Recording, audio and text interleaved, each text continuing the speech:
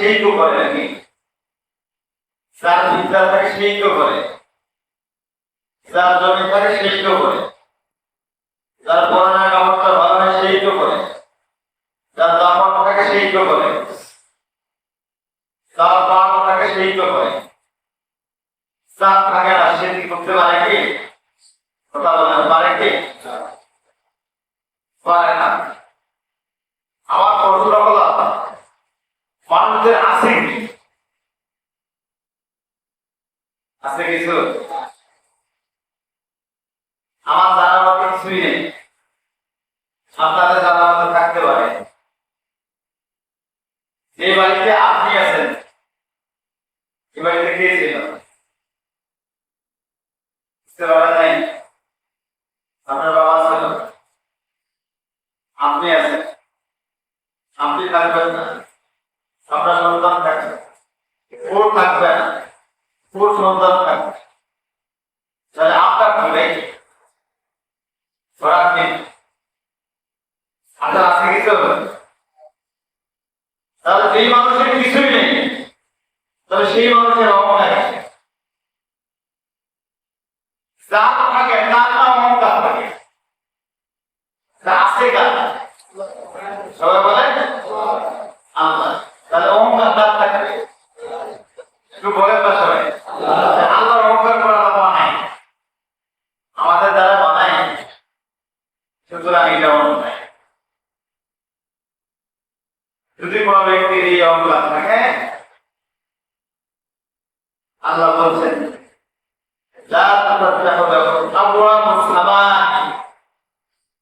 মরার পরে তার রূপকে যখন আরশের দিকে দেওয়া হবে তখন তার জন্য আকাশের দরজাগুলো আল্লাহ বন্ধ করে।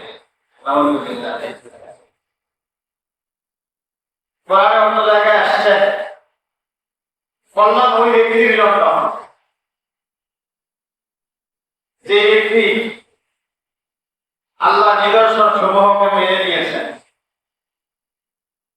আকাল আছে এই বিশ্বাস আমাদের আছে না ভাই? দুই কাঁধে দুই ফেরেশতা, সামনে এক ফেরেশতা পিছনে এক ফেরেশতা আপনার নির্ধারিত করে আছে, এই বিশ্বাস আছে না আপনাদের? আল্লাহ বলছেন আমানতু বিল্লাহ, এক নাম্বার যারা আমার উপর বিশ্বাস স্থাপন করে, মালাইকাতিহি, আল্লাহ তো প্রত্যেকের রক্ষণার্থে ফেরেশতা নিযুক্ত করেছেন, সৈন্য নিযুক্ত করেছেন। আর এই ফেরেশতার উপর বিশ্বাস করে, কারণ এই ফেরেশতাই তাকে শান্তি দিবেন, এই ফেরেশতাই তাকে আরাম দিবেন। তখন তুমি তার কিতাব সমূহের উপর আল্লাহ রাব্বুল আলামিনের পক্ষ থেকে কিতাব দিয়েছেন। আমাদের কিতাবটার নাম কি বলেন তো? আল কোরআন। তো সবাই এসে কিনতে যাবেন, আপনাকে বই দিবি। তো সিলেবাস কিনতে যাবেন, আপনাকে বই দিবি। একটা মোবাইল কিনতে যাবেন, আপনাকে একটা কাগজ দিবি। সেরকম প্রত্যেকটা জিনিসের দেওয়া কেন দিল এই কিতাবটা? কিতাব দেওয়ার মূল কারণ হলো বলে যদি কোনো সময় যান যে চালাইতে কিভাবে হয়, তাহলে বইটা একটু খুলে দেখেন নকশা আঁকা আছে। মসজিদের যে জমিটা আছে, জমিটার রোড ম্যাপ যদি আপনি খুলে যান, নকশা বের করেন, বের করে দেখেন এটা কোন কোন কোন পার্টিতে রয়েছে, ওটা অনুযায়ী মাপ ফেলান। কারণ ওইটার একটা বই আছে, কিতাব আছে। প্রত্যেকটা জিনিস চলবার জন্য নির্ধারিত একটা কিতাব পৃথিবীতে দরকার, আর পৃথিবীর মানুষগুলো চলবার জন্য আল্লাহর পক্ষ থেকে কিতাব দরকার। ওই কিতাবটা কে দিয়েছে? আল্লাহ দিয়েছে। আফসোস হলো জমির মাপ এদিক ওদিক হয়ে গেলে কিতাবের অনুসারী হয়, অর্থাৎ নকশা দেখে মানুষ, দলিল দেখে, কাগজপত্র দেখে মানুষ মানুষের দিক হারিয়ে ফেলেছেন, মানুষ মানুষের দিক নির্দেশনা হারিয়ে ফেলেছেন। কিন্তু মানুষ কাগজের শরণাপন্ন হন নাই। সেই রোডম্যাপ আছে, নকশা শরণাপন্ন হন নাই। যিনি কিতাব দিয়েছেন কিতাবের শরণাপন্ন হন নাই। নিশ্চিত মনে রাখবেন, বড় একটি কামরার মধ্যে ছবি বের করতে হলে নকশা অনুযায়ী ম্যাপ প্রয়োজন। মানুষগুলো সঠিক চলতে গেলে, পড়তে গেলে, খাইতে গেলে, থাকতে গেলে, শুতে থাকতে হলে তাকে আল করা হয়। কথা কি বোঝা গেছে? এটা ব্যতীত সম্ভব নয়, কোনদিনও সম্ভব নয়, অসম্ভব। তার প্রতি আর ভুল থাকলে শতবার চেষ্টা করে আপনি সিদ্ধান্ত নিয়ে সঠিক করেন। আপনার জীবনের ভুল সিদ্ধান্ত থেকে থাকলে হাজার বার চেষ্টা করে হলো কোরআনের কাছে এসে সঠিক সিদ্ধান্ত আপনাকে নিতে হবে। আমি কি বুঝাইতে পারছি? আল্লাহ তাআলা বলছেন অকুতুবিহি, কিতাবের প্রতি বিশ্বাস, অরসুলিহি, আমি যে প্রত্যেক গোত্রের জন্য একটা করে রসুল দিয়েছিলাম। কেন দিলাম? মানুষগুলো ভালো করে চলতে গেলে নেতার প্রয়োজন, একটা নেতৃত্বের প্রয়োজন, তাকে ছাড়া চলতে পারে না। আল্লাহ রাব্বুল আলামিন নেতা হিসেবে প্রত্যেক গোত্রে গোত্রে নবী দিয়েছেন, চলতে পারে। আল্লাহ রসুলকে রসুলগুলোর প্রতি বিশ্বাস করতে হবে। ওয়াল ইয়াউমিল আখির,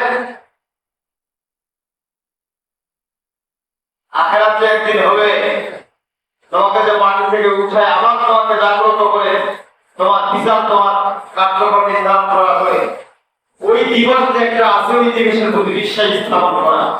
অল্প বিষয় কি তকদিরে যা আছে, ভাই ভালো আছে না খারাপ আছে, এই তকদিরে লিখন আল্লাহ দিয়েছেন, এর প্রতি যদি মানুষ বিশ্বাস স্থাপন করে, অল্পনা সেবা আর পুনরায় জীবিত রোগের প্রতি বিশ্বাস। কোরআন কারিমে এসেছে, কোন ব্যক্তি যদি আল্লাহর এই সমস্ত নিদর্শনের উপর বিশ্বাস স্থাপন করে, আল্লাহ ওয়াদা দিয়েছেন বান্দার জন্য কল্যাণ। সুবহানাল্লাহ। আমাদেরকে আল্লাহ নিদর্শন মেনে চলবার তৌফিক দান করুন। পৃথিবীতে যা দিয়েছেন আমরা বিশ্বাস স্থাপন করে নিতে পারি। বিশ্বাসের নামে হলো ঈমান, বিশ্বাসের নামে হলো ভরসা। আর শেষে বলেছেন কোন ব্যক্তি দিল আল্লাহ ফালিয়াতাকাল্লাম মুমিন, মুমিনের কাছে আল্লাহর উপর বিশ্বাস ভরসা করে, তাহলে ব্যক্তির জন্য সুসংবাদের ব্যবস্থা আল্লাহ করেছে। এবার আসুন মূল কথায় যাওয়া যাক। মানুষেরা বিশ্বাস করে নেই। মানুষেরা কি করে নেই ভাই? বিশ্বাস করে নেই। কেন করে নেই? ইহুদিদের পক্ষ হতে আল্লাহর পক্ষ থেকে নিষেধ ছিল শনিবারে মাছ ধরা, বলে মাছ ধরা নিষেধ যাবে না। কিন্তু দেখেন আল্লাহ পরীক্ষা, মাছ ধরা যাবে না, মাছ গরু আসে আমরা ধরবো, কিন্তু ওই দিয়ে বেশি করে গরু আসে, সবচেয়ে বেশি ভেসে উঠে, কাছে আসে, রাত্রির মধ্যে আসে। ইচ্ছে ছিল তাদের জন্য একটা পরীক্ষা। তো এখন আমাদের সুদ চলে, ঘুষ চলে, হারাম চলে, অথবা যেগুলো আমাদের জন্য নির্দেশ নেই, আমরা ওইগুলো কাজ করি, তাহলে ওই কাজগুলো আল্লাহ কেন মেনে থাকতো আমরা করতাম না? আল্লাহ দিলেন এই জন্য জানের রাস্তাটাও তোমাকে চিনাই দিলাম, বাংলার রাস্তাটাও তোমাকে চিনাই দিলাম, সিদ্ধান্ত তোমাকে নিতে হবে, তুমি কোন রাস্তা পাবে। আল্লাহ তাআলা তাদের মাঝে বাকি দিনের মাছগুলো উঠে না, কিন্তু ওই দিনে উঠে তারা কৌশল গুলো না, আমরা শনিবার মাছ ধরবো না, কিন্তু ধরার মতো সিস্টেম আমি করে রাখবো। ভোট রবিবারে হতে হবে বিষয়টা কেমন তাই তো বেশি সমস্যা না কৌশল না করা হলো। আল্লাহ তাআলা বেজার হয়ে গেলেন, তাদের কৌশল হলো সেভাবে হোক, আলিবাদের হোক, ডাক্তারবাই সিস্টেমে হোক, এমন একটা কৌশল করে বাচ্চাকে ধরে রাখবা, ওই দিন আর মারা করবা, তারপরে দিন ধরা শুরু করবা। ইসলামের পরম কৌশল হলো আল্লাহ যা নির্দেশ দিয়েছেন চোখ বন্ধ করে তা নির্দেশ পালন করা। কৌশল করবে আল্লাহ। আপনি কিসের ইবাদতের ক্ষেত্রে কৌশল করছেন? আজ থেকে শুরু করে অনেক দিন পূর্বে আমার মনে আছে বাজার থেকে গেছে আতর বেচা পালা দেবে। একটা সময় মদ এত রোজা হয়ে গেছে যে আমি জিজ্ঞাসা করলাম ধরেন মশার পানি খাওয়ার কথা, আপনি মশলা খাবেন না কেন? আমি ঘটনার নাম দিলাম কি দেখাবে সমস্যা আপনি কৌশল মানে ওর কৌশল এদিক দিয়ে খাবো আপনার সমস্যা হবে। সমস্যা ওই জায়গায় শনিবার তবে মাছ ধরি আমি রবিবার ধরলাম, কিন্তু শনিবার ধরার অবস্থা সে করে রেখেছে, কারণ নিষেধটা কাজ ছিল। সবাই বলে আল্লাহ। বিশ্বাস করেন যারা সুদ খায় তার মুখের উপর আপনি যাই বলেন যে আপনি সুদ খান, জীবনে মানে নাকি কিসের আমি সুদ খাই, আমার দ্বারা দশজন উপকৃত হয়, ওরা খুশি করে যেতে অথবা যেটা আসে এরকম বলে না বড় কৌশল জানা আছে। এই কৌশল করেছিল শয়তান। কাজ করছে কথা বলে না কে? শয়তান। শয়তান বলল আল্লাহ আমি হলো মাটির সৃষ্টি, আপন সৃষ্টি, আদম হলো মাটির সৃষ্টি, আমার তোর উপরে আদমের লোক দিয়েছে, আমার সম্মান বেশি তার সম্মান বেশি। আল্লাহ বেড়া হয়ে গেলেন, তিনি যখন অস্বীকার করলেন কৌশল তৈরি করলেন। মূলত এই জায়গায় কৌশল নেই। এই কৌশল যখন খাটালে অস্বীকৃতি জানালেন, তিনটা দলে বিভক্ত হলেন। একটা দল বাধা দিল এই কাজটা আমরা করিও না, এটা নিষিদ্ধ কাজ, আল্লাহ নিষেধ করেছেন যত ওই কৌশল খাটাও, আল্লাহ শাস্তি দিলেন তোমাদেরকে। আরেকটা দল চুপচাপ থাকলেন, আরেকটা দল কাজটা বললেন। একটা দল বাধা দিলেন, আরেকটা দল বাধা দিলেন না, কাজটাও করলেন না, ও চুপচাপ থাকলেন। আরেকটা দল কাজটা করলেন। দুইটা দলকে আল্লাহ একত্রিত করে তাদেরকে বাংলায় পরিণত করে দিলেন। বিজ্ঞানীরা মনে করে ওইখান থেকে বাংলা আসছে।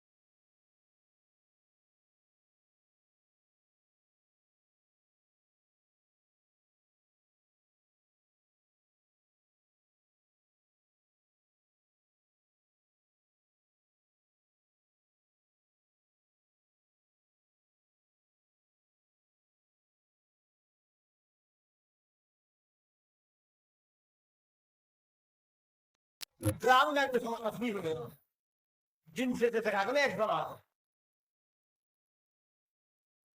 বুঝতে পারি নাই গতকালকে একটা কথা বলেছিলাম আপনাদের পুরান ইমাম সাহেব বলেন আমার পড়েছে 24 বছর কত বছর ভাই কথা বলেন না কত বছর 24 বছর আমি পড়াচ্ছি 3 বছর 25 26 27 তো 27 বছর তো চোখের সামনে দেখা তাহলে 27 বছরে যদি একটি করেও ব্যক্তি হেদায়েত হইত